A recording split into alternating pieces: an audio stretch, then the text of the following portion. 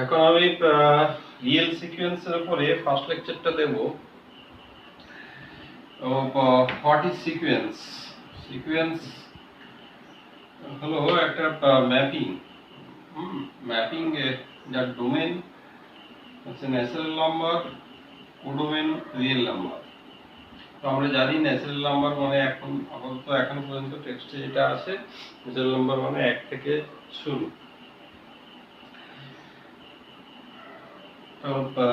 For example উদাহরণ নেই, n সমান সাপোজ n স্কয়ার, তাহলে কি 1 1 এ ম্যাপ করবে, 2 4 এ ম্যাপ করবে, 3 এ ম্যাপ করবে, এইভাবে। এবং সিকোয়েন্সের নোটেশন বিভিন্ন বইতে বিভিন্ন নোটেশন ইউজ করে, কেউ x সাফিক্স n ব্যবহার করে, কেউ un ব্যবহার করে, কেউ sn ব্যবহার করে। এগুলো হচ্ছে নোটেশন। an bn সাফিক্স একটা n থাকবে, যেহেতু প্রত্যেকটা ন্যাচারাল নাম্বারের জন্য এক একটা রিয়েল নাম্বারকে আমরা অ্যাসাইন করছি। বিভিন্ন উদাহরণ আছে।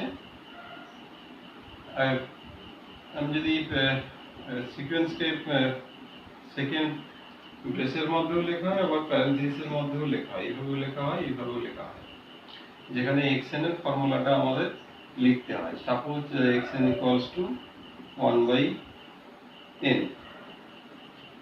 তাহলে কি হবে না, এক্ষেত্রে সিকোয়েন্সের টার্মগুলো কেমন না, ফার্স্ট টার্মটা 1, সেকেন্ড টার্মটা হাফ, তারপর একটা ব্র্যাকেট দিই, এইভাবে।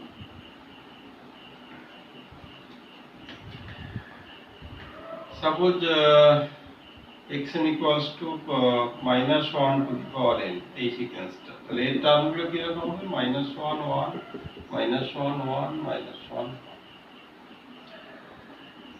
সাপোজ 2n, তাহলে টার্মগুলো তো আর কেমন না 2 4 6 8 and so on। -3n, এর টার্মগুলো কেমন না -3 -6 -9।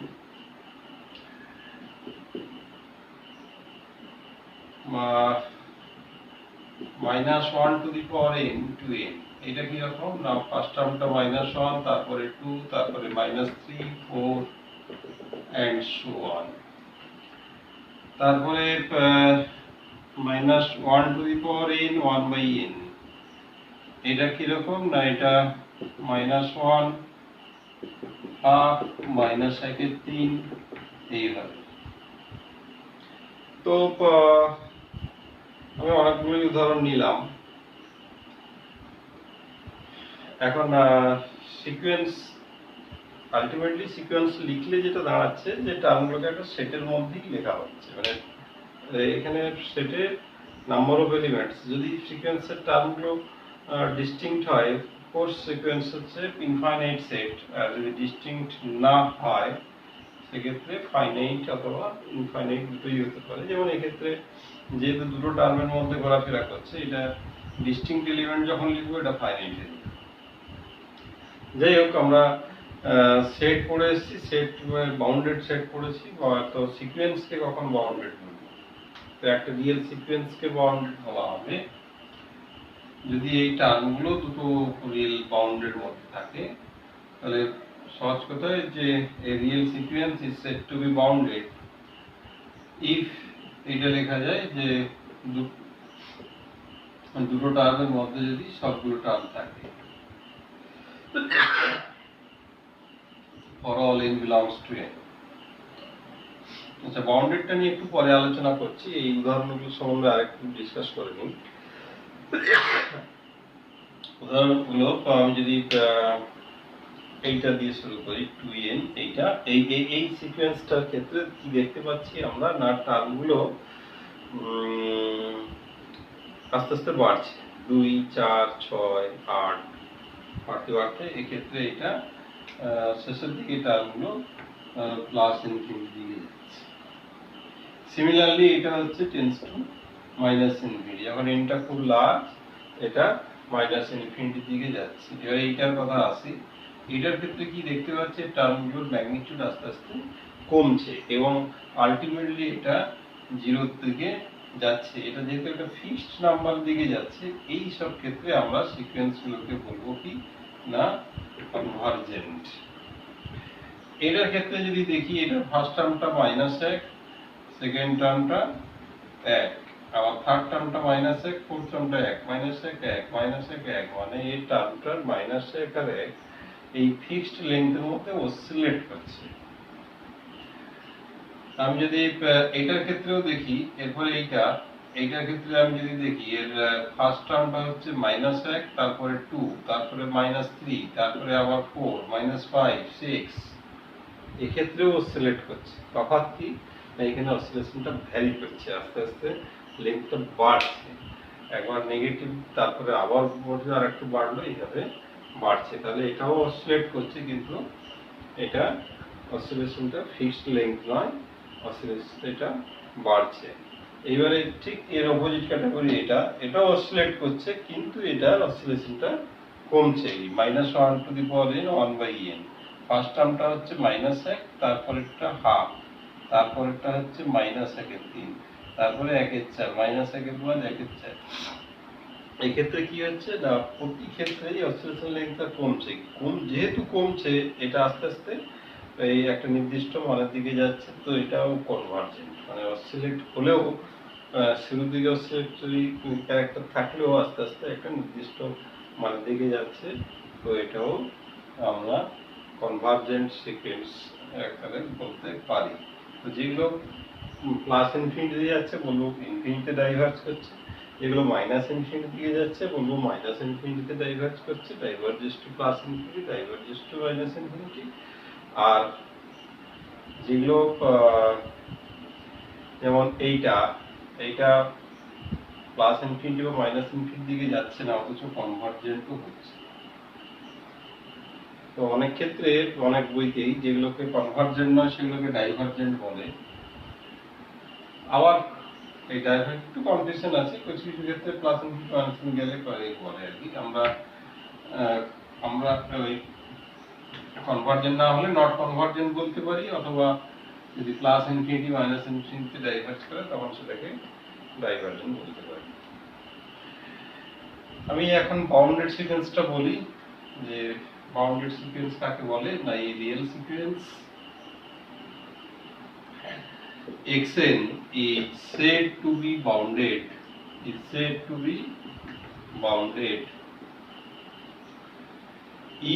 there exist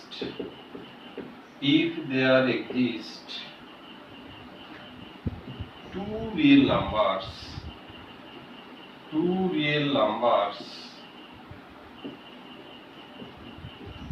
small b and capital B such that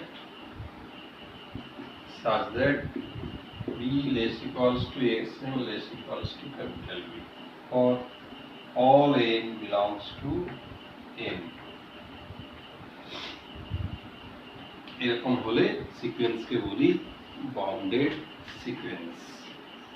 আবার এটাকে একটু মডিফাই করেও লেখা যায়, যে দুটো রিয়েল নাম্বারের বদলে একটা real number, suppose capital B, if there exist a capital real number, positive real number, যখন মড দেবো সেক্ষেত্রে পজিটিভ কথাটা লিখতে হবে। মানে এই সংজ্ঞাটাকে আবার অন্যরকম বলতে পারি, ইফ দেয়ার এক্সিস্ট এ, একটা রিয়েল নাম্বার বললে সেটা মড দিয়ে করতে হবে, সেক্ষেত্রে পজিটিভ কথাটা লিখতে হবে, positive real number capital B such that, এটা লিখবো mod of xn less equals to B, অথবা mod of xn less than B, এটাও লিখতে পারি। আলটিমেটলি আমাকে দেখাতে হবে একটা নাম্বার থেকে ছোট, আর একটু বড় নিলে লেস দেন হয়ে যাবে। যেমন এই সিকোয়েন্সটা, সাপোজ এই -1 to the power n 1/n, এই সিকোয়েন্সটা, এই টার্মটা কি না, ফার্স্ট টার্মটা -1, তারপরে হাফ, -1/3, এইভাবে যাচ্ছে। এই ক্ষেত্রে আমি যদি এটাকে লিখতে পারি mod of xn less equals two 1 for all n belongs to it, আবার কেউ যদি লেখে mod of xn less then 2 for all n, দুটোর মধ্যে কোনো ভুল নেই। আমি যদি ক্যাপিটাল বিটাকে 2 ধরি তাহলে লেস দেন স্যাটিসফাই করবে, আর যদি 1 ধরি তাহলে লেস ইকুয়াল টু স্যাটিসফাই করবে। এখানে একটা টার্ম 1 মড হচ্ছে, একটা টার্ম ফার্স্ট টার্মটা 1 হচ্ছে। আর যদি আমি দুটো টার্ম দিয়ে লিখতে চাই, এক্ষেত্রে আমি বলতে পারি এটা -1 থেকে হাফ এর মধ্যে থাকছে। এক্ষেত্রে স্মল বি হচ্ছে -1, আগের যে সংখ্যাটা ক্যাপিটাল বি হচ্ছে half for all N belongs to A. তাই এই তিনটে যে কোনো একটা দিয়ে বাউন্ডেড সিকোয়েন্সকে ব্যাখ্যা করা যাবে। মূল কথা হলো প্রত্যেকটা টার্ম যেন দুটো বা দুটো ফিক্সড নাম্বারের মধ্যে থাকে। এর কনভার্জেন্স সিকোয়েন্সের তো আইডিয়া দিলাম যে কনভার্জ মানে কোনো নির্দিষ্ট নম্বরের দিকে যদি যায় তখন তাকে কনভার্জেন্ট সিকোয়েন্স বলে এবং সেটাকে এইভাবে লেখা হয় limit tends to infinity xn সমান l, আর lটাকে বলা হয় limit of the sequence. Limit of the sequence এর ইকুইভ্যালেন্ট সংজ্ঞা হলো for each epsilon greater than 0 there exists a natural number k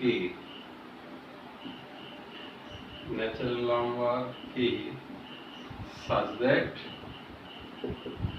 mod of xn minus l is less than epsilon for all n greater equals to k। অথবা greater than কেও লিখতে পারি, এই দুটোই লিখতে পারি, কোনো অসুবিধা নেই। এই দুটো একই, সেন্সটা একই। এখন আমি এটা একটু বোঝাবো। এটা কি বলতে চেয়েছে যে আমরা রিয়েল অ্যানালিসিসের প্রথমের দিকের ক্লাসগুলোতে মড সম্বন্ধে বলেছিলাম যে mod of xn minus l এটা মানে কি? এটা মানে distance between l and xn, distance between l and xn। এখন lটা তো ফিক্সড নাম্বার, xn যেহেতু সিকোয়েন্সের টার্ম, এই এর ভ্যালুগুলো ভ্যারি করবে। এর ভ্যালুগুলো ভ্যারি করলে একটা নাম্বার ফিক্সড আর একটা ভ্যারি করছে, তাহলে কি হবে? এই ডিসটেন্সটা চেঞ্জ হবে। এখন যেহেতু আমরা বলছি যে l এর দিকেই সিকোয়েন্সের টার্মগুলো যাচ্ছে, বা সেহেতু এই xn যত l এর দিকে যাবে ডিসটেন্স তত কমবে। তাহলে আমরা কি চাইছি? For is epsilon greater than 0। তাহলে আমি যেমনই এপসাইলন নেই না কেন ডিসটেন্সটা তো কমছে। তো আস্তে আস্তে কি হবে? আমি যে এপসাইলনটা ধরেছি তার থেকেও কমে যাবে। সেটা প্রথমের দিকে নাও হতে পারে, হ্যাঁ, আস্তে আস্তে কমতে পারে। যেমন আমি একটা যদি উদাহরণ নিই, আমি সহজ উদাহরণটা নিই 1/n। আমরা জানি এটা কোথায় কনভার্জ করে? না 0-তে। যার ফার্স্ট টার্মটা হচ্ছে 1, আস্তে আস্তে কমে কমে 0 থেকে আসে।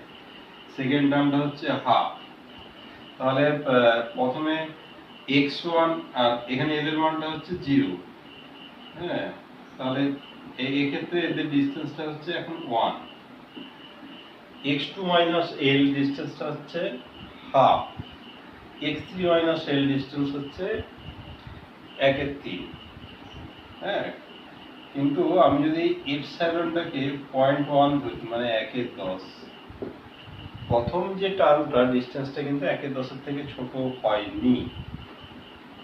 কিন্তু যেহেতু ডিসটেন্সটা টেন্স 0-এর কাছাকাছি টার্মগুলো আসছে, ডিসটেন্সটা আস্তে আস্তে কমতে একটা সার্টেন স্টেজের পরে এই 1/10 এর থেকে ডিসটেন্সটা ছোট হয়ে যাবে। সেই স্টেজটাই হচ্ছে গিয়ে আমার কে। এটা হচ্ছে কে এর সিগনিফিকেন্স।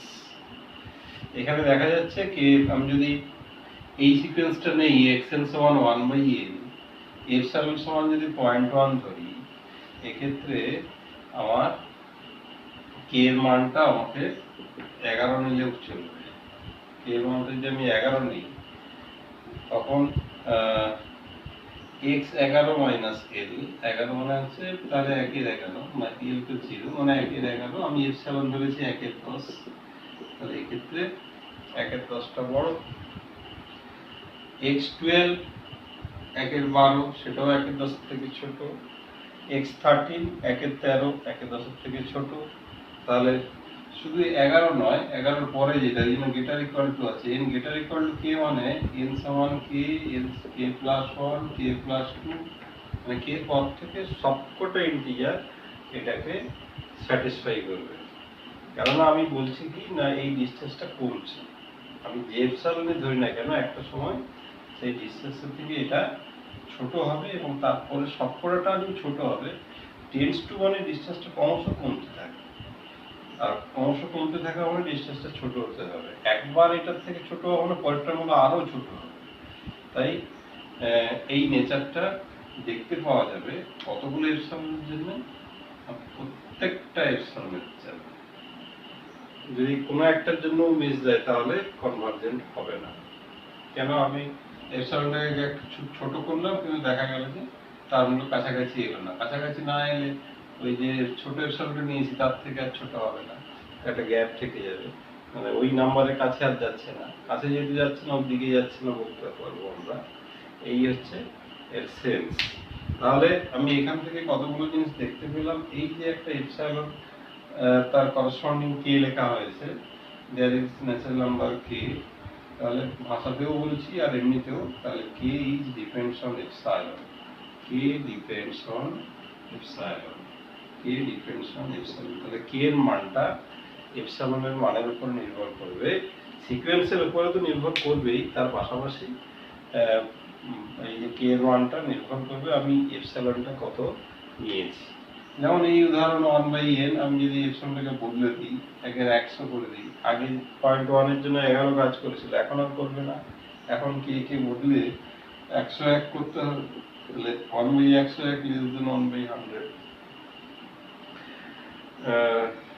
এইখানে আরো একটু বলবো যে এই যে কে এর সিগনিফিকেন্স সম্বন্ধে, এইটা হচ্ছে এপসাইলনকে যত ছোট করব কে এর মানটা তো বাড়বে, তত বাড়বে। কেন না এটা তো টেন্স টু মানে তো প্রথমের দিকে না শেষের দিকে টার্ম হলো, আর যত শেষের দিকে যাব তত ওই এল এর কাছাকাছি আসছে। তাহলে আমি যদি এপসাইলনকে খুব ছোট নেই, ডিসটেন্স তো কমছে, আমি যদি এত বড় এপসাইলন নেই, এটা আমার এল, এত বড় সাপোজ এল, আমি যদি এপসাইলনটা এতটা নেই এই দৈর্ঘ্যটা, হ্যাঁ, তাহলে x1 x2 করে আস্তে আস্তে তো কমছে ডিসটেন্সটা। তাহলে যদি এপসাইলনটা প্রথমে এটা এপসাইলন 1 নিলাম, এইটাকে ক্রস করতে গেলে যত সংখ্যক টার্ম লাগবে, আরো যদি ছোট এপসাইলন 2 নেই তাহলে কি হবে, এপসাইলনকে আরো অনেক ছোট করে দিয়েছি। তাহলে এইটাকে কভার করেছিল যে কে, এটাকে কভার করতে আরো বেশি কে লাগবে, তার মানে যত ছোট করবো কে আরো বড় নিতে হবে। তাহলে কতগুলো জিনিস পরিষ্কার হলো যে এপসাইলনকে আমি যদি ছোট করি তাহলে কেটাকে বড় নিতে হবে, আর প্রত্যেকটা এপসাইলনের জন্য একটা কে পাবো, আর কে ডিফারেন্সিয়াল এপসাইলন হবে। তো এখান থেকে এটা একটা কনসেপ্ট ধারণা দেওয়া হলো।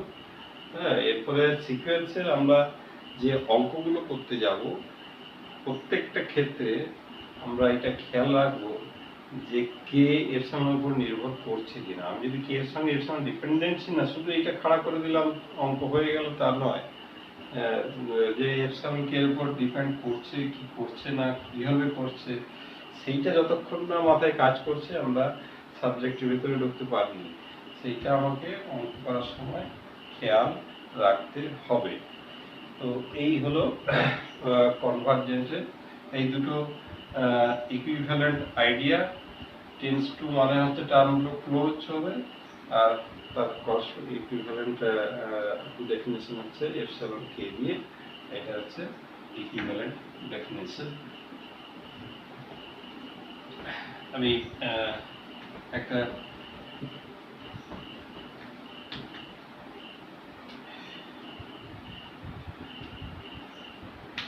ছোট্ট এই কনভার্জেন্স একটা থিওরি করেছে বলে দিই। A convergent sequence is bounded. Convergent sequence is bounded. Convergent sequence হলেই সেটা বাউন্ডেড হয়ে যাবে। সাপোজ xn দিয়ে লিখি, suppose xn is a convergent sequence. Convergent sequence মানেই কোনো একটা পয়েন্টে কনভার্জ করবে, is a convergent sequence. And let limit n tends to infinity xn সমান l, ওকে দেখাতে হবে বাউন্ডেড। তো সংজ্ঞা অনুযায়ী কি বললাম, প্রত্যেকটা এপসাইলনের জন্য কে পাওয়া যাবে। এই এপসাইলন একটা ধরে ফেলি, লেট আস চুজ বলি এপসাইলন ইকুয়ালস টু 1। তো এই এপসাইলনের জন্য তাহলে আমরা কি লিখতে পারি, then there exist a natural number বা positive integer K such that ওই যেটা লিখে mod of xn minus l less than 1 for all n greater equals to k, that is l minus 1 less than xn less than l plus 1 for all n greater equals to k। এটা আমরা বাউন্ডেডের সংজ্ঞায় কি দিয়েছিলাম না, দুটো টার্মের মধ্যে যদি সিকোয়েন্সের সবকটা টার্ম থাকে তাহলে সিকোয়েন্সটা বাউন্ডেড। এখানে কিন্তু এই দুটো নাম্বারের মধ্যে সবকটা টার্ম নেই। এখানে n বিলংস টু n হলে এখানেই প্রমাণ শেষ হয়ে যেত, তাহলে প্রমাণটা একটুখানি আছে, সেটা আমাদের একটু টেকনিক্যালি করতে হবে। আমাদের এইখানে যে টার্মগুলো আছে সেগুলো বাদ দিয়ে বাকি টার্মগুলোর কথা এখন ভাবতে হবে। আমাদের এখানে কোন টার্মগুলো আছে না, n greater equals to k মানে যেটা বলেছিলাম k plus 1 k plus 2 এই টার্মগুলো এখানে আছে। নেই কোনগুলো, আগের গুলো মানে 1 থেকে k পর্যন্ত k minus 1 পর্যন্ত এই টার্মগুলো নেই। এই যে টার্মগুলো নেই সেইগুলো মানে x1 x2 x k minus 1 মানে যে টার্মগুলো এটাকে স্যাটিসফাই করছে না সেই টার্মগুলো, তার সঙ্গে এর ডান দিকটা নিয়ে তাদের যে ম্যাক্সিমাম সেইটাকে আমরা ক্যাপিটাল বি ধরি। এটা সমান সাপোজ ক্যাপিটাল বি, এটা ধরে নিলাম। এটা ধরে নেওয়ার সঙ্গে সঙ্গে কি হবে না, x1 এর থেকে ক্যাপিটাল বি বড়, x2 থেকে ক্যাপিটাল বি বড়, এখানে এত দূর xk minus 1 এর থেকে ক্যাপিটাল বি বড়। এইবার xk থেকে যখন শুরু করবো তখন এই রিলেশনটা স্যাটিসফাই। xk থেকে কি হচ্ছে less than l plus 1, l plus 1 এর থেকে আবার b টা বড়, কারণ এগুলো যতগুলো আছে তাদের মধ্যে বড়টা হচ্ছে b। এরপরে xk plus 1 এটাও লেস ইকুয়ালস টু b, এইভাবে চললো। তাহলে কি দাঁড়ালো, সবগুলো টার্ম এসে গেছে x1 x2 xk minus 1 xk xn plus and so on। তাহলে এই সবকটাকে একসঙ্গে যদি লিখি তাহলে xn less equals to b কতগুলো n এর জন্য না, for all n belongs to a। তাহলে একটা দিক হয়ে গেল। তাহলে আরেকটা দিক যদি আমাকে আনতে হয় তাহলে আমাকে একই সঙ্গে এটাকে যদি মিনিমাম ধরে নিই এবং xk minus 1 আর মিনিমামের ক্ষেত্রে বাঁ দিকের যে নাম্বারটা আছে সেইটা নেব l minus 1, এটাকে স্মল b এটা যদি ধরে নিই তাহলে খুব এই একই টেকনিকে small b less equals to capital B less equals to xn less equals to capital B for all n belongs to n, যেটা বাউন্ডেড ক্রাইটেরিয়া সেটা স্যাটিসফাই করলো। So xn is a bounded sequence। তাহলে every convergent sequence is bounded, কিন্তু এর কনভার্সটা true নয়। যেটা হচ্ছে এই উদাহরণটা xn সমান -1 টু দি পাওয়ার n, এর টার্মগুলো হচ্ছে -1 1 -1 1, কোনো নির্দিষ্ট বিন্দুর দিকে যাচ্ছে না, অসিলেট করছে, একবার -1 একবার +1। So it is not a convergent sequence, but it is a bounded sequence. কেন, এর দুটো টার্ম -1 +1 অবভিয়াসলি দেখা যাচ্ছে ফাইনাইট নাম্বারের মধ্যে আছে। এটা হচ্ছে বাউন্ডেড বাট নট কনভার্জেন্ট। তাহলে কি দাঁড়ালো, কনভার্জেন্ট সিকোয়েন্স হচ্ছে bounded but bounded sequence is not convergent. আমি এখানে আর একটা থিওরি বলে দিই, এটা আমি বই থেকে দেখে নিতে বলবো যে একটা সিকোয়েন্স যদি কনভার্জ করে তাহলে একটা লিমিটেই কনভার্জ করবে, দুটো লিমিটে কনভার্জ করতে পারবে না। এই প্রমাণে আমি যাচ্ছি না, আমি আজকে এই পর্যন্ত বললাম, পরের ক্লাসে পরের থিওরি থেকে শুরু করব।